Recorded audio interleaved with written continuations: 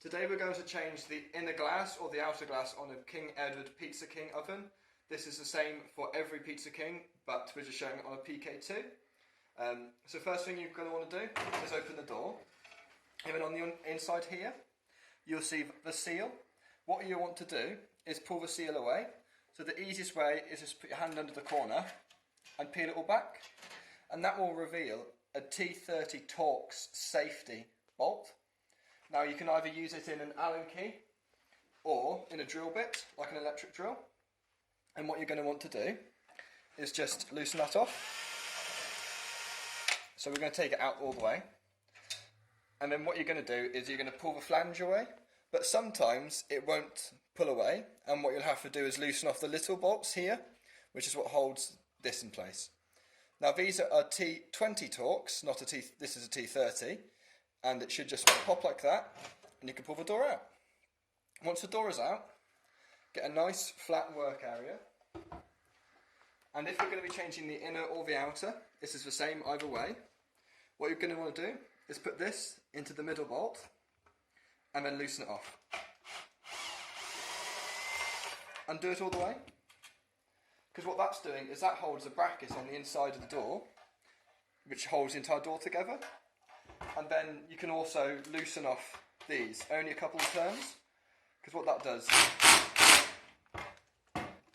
that loosens off the channel on the inside of the door. So if the glass is broke, what you're going to do is remove all the old glass by either tipping it up, shaking it around like that, or getting a knife or a screwdriver and going along the channel on the inside. Or if you just wanted to take the glass out, pull the end away, so the end will flex, and then do it a bit to the other side. And then what you want to do is make sure on the top the glass is away from this return, and then pull it up.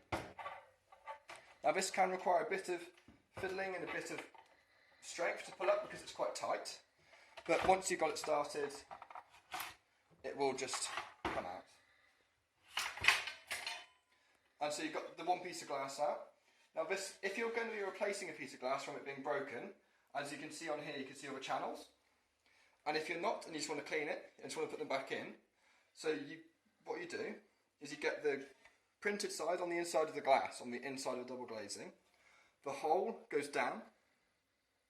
Insert it into the one side where it was tight. So this is the side I haven't loosened off. Put it into there, and then line it up with the other side, down here, into the channel, and just slide it down. So this might take a bit of force, but once it's in, make sure it's flat, like so. And then what you want to do is by hand start off squeezing the two channels together, just to start it off. And then on the inside, as you can see that this channel here is a bit loose, so you can either locate it with your finger, like so, and get a few threads in, and then get your drill, make sure the glass is nice and tight in, and it's all central, and then just tighten it up.